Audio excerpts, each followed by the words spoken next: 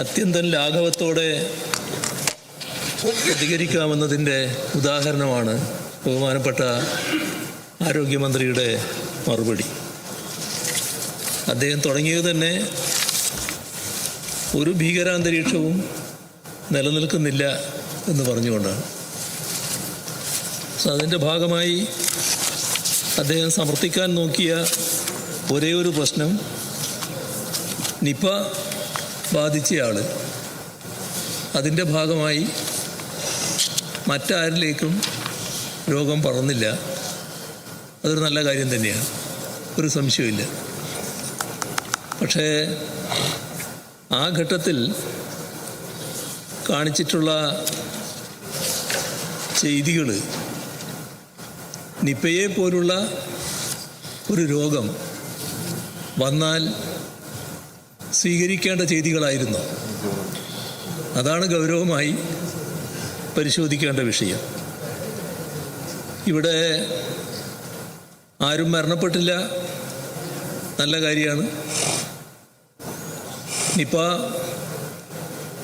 മാരകശേഷിയുള്ള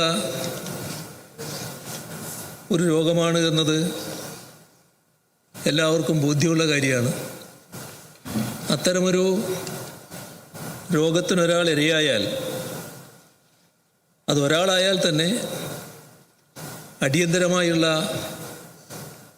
പ്രതിരോധ നടപടികൾ സ്വീകരിക്കുക എന്നുള്ളതാണ് പ്രധാനം. ആ നടപടികളിൽ വലിയ കാലതാമസമാണ് വന്നത്. സാധാരണഗതിയിൽ നിപ്പ വന്നത് അദ്ദേഹത്തിൻ്റെ ഭാഷയിൽ എരണം കെട്ടവർ ഇരിക്കുമ്പോൾ ആ രോഗം ഇങ്ങോട്ട് വന്നതാണ് എന്നാണ് അദ്ദേഹത്തിന് തോന്നിയിരുന്നത്. ഏതായാലും ആ എരണം കെട്ടവർ ചെയ്തൊരു കാര്യങ്ങളുണ്ടായിരുന്നു. അത് ഇവിടെ മരണപ്പെട്ടവരുടെ എണ്ണം ആ വർഷത്തത് അദ്ദേഹം എടുത്ത് ഉദ്ധരിച്ചപ്പോൾ സർ അപ്പുറത്തുനിന്ന് കൈയടിക്കുന്നത് കേട്ടല്ലോ. അത് എണ്ണം കെട്ടവരായതുകൊണ്ടല്ല, ആ രോഗത്തിൻ്റെ മാരകമായ പ്രഹരശേഷിയാണത് കാണിക്കുന്നത്. അങ്ങനെ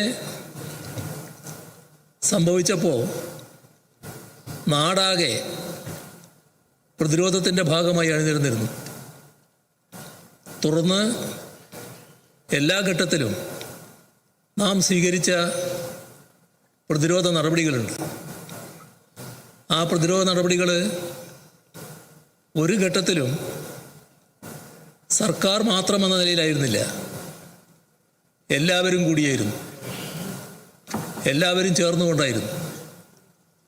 എല്ലാവരെയും ഒന്നിച്ചണിനിരത്തൽ ഇതിലേറ്റവും പ്രധാനമാണ്. ആ തരത്തിൽ തന്നെയുള്ള ഇടപെടലുകൾ തുടർച്ചയായി നടന്നതാണ്.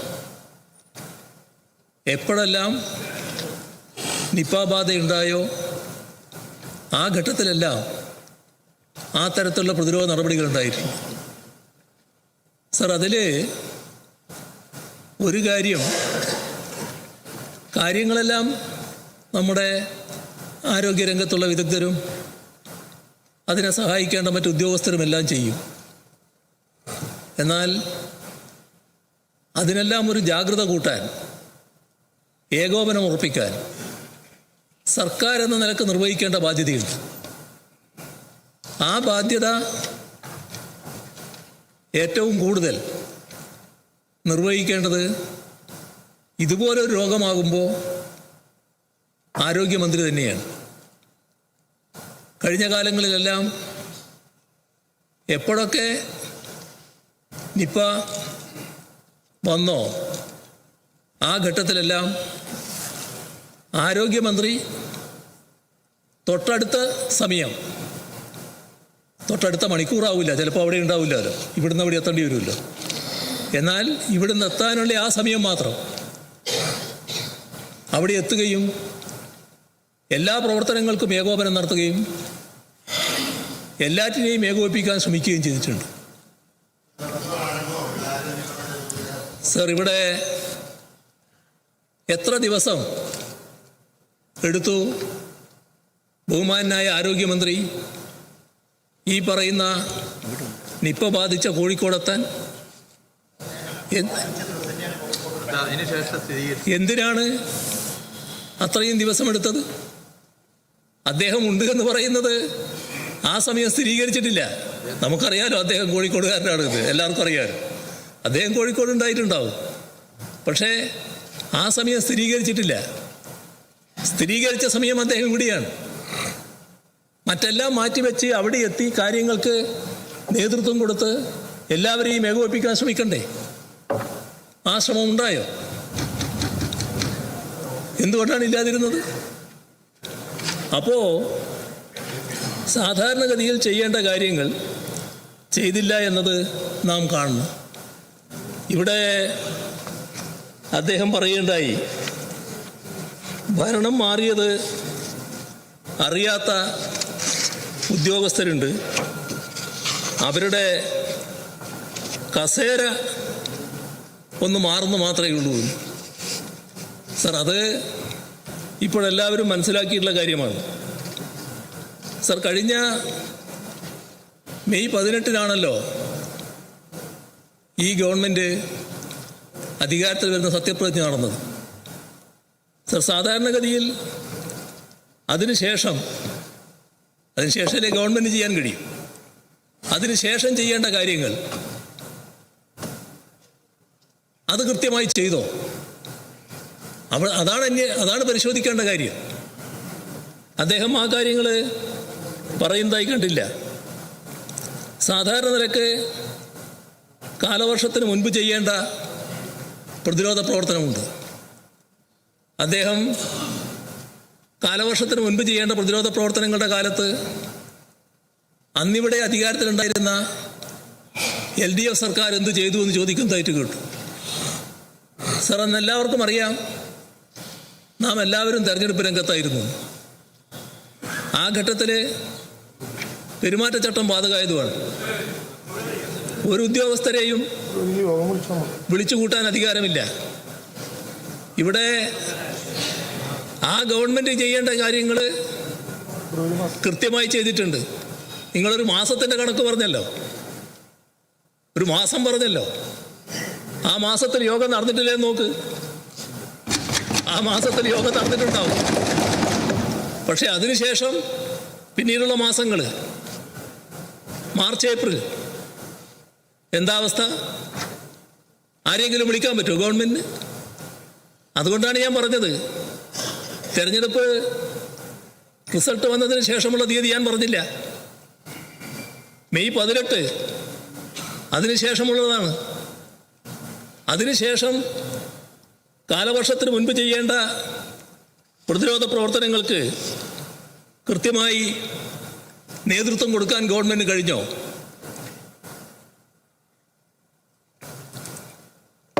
സർ, അദ്ദേഹം തന്നെ ഒരു കാര്യം പറഞ്ഞല്ലോ, ആരോഗ്യവകുപ്പും തദ്ദേശ സ്വയംഭരണ വകുപ്പും ഏകോപനത്തിലല്ലായിരുന്നു. നേരത്തെ ഞങ്ങളൊരു കൂട്ടുത്തരവാദിത്തത്തിൻ്റെ പ്രശ്നം ഉന്നയിച്ചതാണ്. എങ്ങനെയാണ് അങ്ങനെയൊരു നില ഉയർന്നു വരുന്നത്? ഞങ്ങളെ അനുഭവം ഇത്തരം കാര്യങ്ങളിലെല്ലാം എല്ലാ ഘട്ടത്തിലും തദ്ദേശ സ്വയംഭരണ വകുപ്പ്, തദ്ദേശ സ്വയംഭരണ സ്ഥാപനങ്ങൾ ഫലപ്രദമായി സഹകരിച്ചു എന്നുള്ളതാണ്. സർ, നമുക്കെല്ലാവർക്കും അറിയാലോ, തദ്ദേശ സ്വയംഭരണ സ്ഥാപനങ്ങളിൽ എല്ലാ രാഷ്ട്രീയക്കാരും ഉണ്ടാകില്ലേ? അവിടെയൊന്നും രാഷ്ട്രീയം പ്രശ്നമായിട്ടില്ല. എല്ലാ കാലത്തും എല്ലാവരും ഇത്തരം കാര്യങ്ങളിൽ സഹകരിച്ചിട്ടുണ്ട്. എന്തേ ആരോഗ്യമന്ത്രിക്ക് തദ്ദേശ സ്വയംഭരണ വകുപ്പുകൾ ഫലപ്രദമായ ഏകോപനത്തിനുണ്ടാകുന്നില്ല എന്ന് തോന്നാനിടയായത്? എവിടെയാണ് കുറവ്? അത് ഗൗരവമായി പരിശോധിക്കേണ്ട കാര്യമാണ്.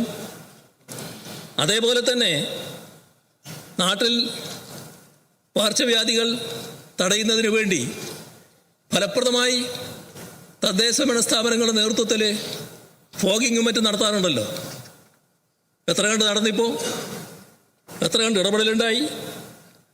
ഇവിടെ ജനപ്രതിനിധികളുടെ സഹകരണം സേവനം ഉറപ്പുവരുത്തുക എന്നുള്ളത് വളരെ പ്രധാനമല്ലേ? അതുണ്ടായോ ഫലപ്രദമായിട്ട്? അത്തരം കാര്യങ്ങളിൽ മുൻകൈ എടുക്കേണ്ട ആരോഗ്യവകുപ്പ് കൃത്യമായ മുൻകൈ എടുത്തോ? ഇവിടെ പല കാര്യങ്ങളിലും വ്യത്യസ്തമായ പ്രതികരണം അതിവിടെ പറഞ്ഞു, ഞാൻ ആവർത്തിക്കുന്നില്ല. എങ്ങനെയാണ് വ്യത്യസ്ത പ്രതികരണം വരാനിടയാകുന്നത്? മന്ത്രി ഒരു കാര്യം പറയുന്നു, ഉദ്യോഗസ്ഥർ മറ്റൊരു കാര്യം പറയുന്നു, അത് ആവർത്തിക്കുന്ന നിലയുണ്ടാകുന്നു. അതൊക്കെ നല്ല കാര്യങ്ങളാണോ? അങ്ങ് നേരത്തെ പറഞ്ഞ രീതിയിൽ ഭരണം മാറിയത് അറിയാത്ത ഉദ്യോഗസ്ഥരെയല്ല, പരക്കെ ഉദ്യോഗസ്ഥരുടെ സ്ഥലം മാറ്റമല്ലേ? ഏത് ഘട്ടത്തിലാണ് ഇത് ചെയ്തത്? ഇവിടെ ഫലപ്രദമായി ആരോഗ്യവകുപ്പ് പ്രവർത്തിക്കേണ്ട ഘട്ടത്തിലാണ് ഈ പറയുന്ന ഇടപെടൽ സ്ഥലമാറ്റമുണ്ടാകുന്നത്. ആ സ്ഥലമാറ്റം പുറമേ നിന്നുള്ള പലതരത്തിലുള്ള ഇടപെടലുകളുടെ ഭാഗമായിട്ടാണ്. സർ, ഇവിടെ ആരോഗ്യവകുപ്പിൻ്റെ തലപ്പത്ത് തന്നെ കസേരക്കളിയല്ലേ നടന്നത്? കസേര തർക്കമല്ലേ നടന്നത്? ഇത്തരമൊരവസ്ഥ ഏതെങ്കിലും കാലത്ത് കേരളത്തിൽ ഉണ്ടായിട്ടുണ്ടോ? സർ, പരസ്പര വിശ്വാസത്തിലെടുക്കണം. ഗവൺമെൻറ് എന്ന് പറയുന്നത് മന്ത്രിമാർ മാത്രമുള്ള ഭരണമല്ല, ഉദ്യോഗസ്ഥർക്കും അതിൽ പങ്കുണ്ട്. ഉന്നത ഉദ്യോഗസ്ഥരെ വിശ്വാസത്തിലെടുത്തു പോകാൻ കഴിയണം.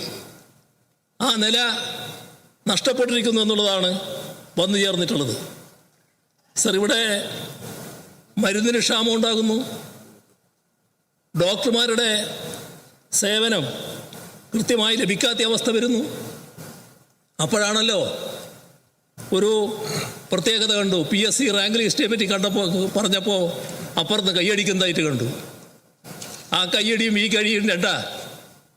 ഇത് PSC റാങ്ക് ലിസ്റ്റ് വന്നു, അവർക്ക് അഡ്വൈസ് മെമ്മോ കൊടുത്തു, 390 ആളുകളെ എവിടത്തേക്ക് നിയമിക്കണമെന്ന ഘട്ടം വരികയാണ്. അതാണ് തടഞ്ഞത്. നിയമസഭയിൽ പകർച്ചവ്യാധി വ്യാപനം സംബന്ധിച്ച പ്രതിപക്ഷം നൽകിയ അടിയന്തര പ്രമേയ നോട്ടീസ് ചർച്ചയ്ക്കെടുക്കാതെ തള്ളിയിരിക്കുകയാണ്. മുഹമ്മദ് റിയാസ് സമർപ്പിച്ച നോട്ടീസാണ് ചർച്ചയ്ക്കെടുക്കാതെ തള്ളിയിരിക്കുന്നത്. സംസ്ഥാനത്ത് നിലവിൽ പകർച്ചവ്യാധി വ്യാപനത്തിൽ ഭയക്കേണ്ട സാഹചര്യമില്ലെന്നായിരുന്നു ആരോഗ്യമന്ത്രി അടിയന്തര പ്രമേയ നോട്ടീസിന് മറുപടി നൽകിയത്. എന്നാൽ മഴക്കാലപൂർവ്വ ശുചീകരണം അടക്കം സർക്കാർ നടത്തിയതിൽ പാളിച്ചയുണ്ടായെന്ന് മുഹമ്മദ് റിയാസും ചൂണ്ടിക്കാട്ടുന്ന സാഹചര്യം ഉണ്ടായിരുന്നു. കൂടാതെ അടിയന്തര പ്രമേയ നോട്ടീസ് തള്ളിയതിന് പിന്നാലെ വലിയ രീതിയിലുള്ള ഒരു വിമർശനമാണ് പ്രതിപക്ഷ നേതാവ് പിണറായി വിജയൻ അടക്കം ഉന്നയിച്ചിരിക്കുന്നത്. നിപ്പ പ്രതിരോധത്തിലടക്കം സർക്കാരിന് പാളിച്ചയുണ്ടായെന്നാണ് പ്രതിപക്ഷ നേതാവ് പറയുന്നത്. കൃത്യമായ സമയത്ത് കോഴിക്കോടേക്ക് എത്താൻ ആരോഗ്യമന്ത്രി ശ്രമിച്ചില്ല എന്നതടക്കമുള്ള വിമർശനങ്ങളാണ് പ്രതിപക്ഷ നേതാവും ചൂണ്ടിക്കാട്ടുന്നത്. കൂടാതെ തന്നെ ആരോഗ്യരംഗത്തിന്റെ തലപ്പത്ത് തന്നെ കസേര കളിയാണ് നടക്കുന്നത്. ചരിത്രത്തിൽ തന്നെ ഉണ്ടാകാത്ത കാര്യങ്ങളാണ് ഇപ്പോൾ ആരോഗ്യരംഗത്ത് സംഭവിച്ചുകൊണ്ട് ഇരിക്കുന്നത് എന്നടക്കമുള്ള വിമർശനങ്ങളാണ് പ്രതിപക്ഷ നേതാവ് പിണറായി വിജയനും ഉന്നയിച്ചത്.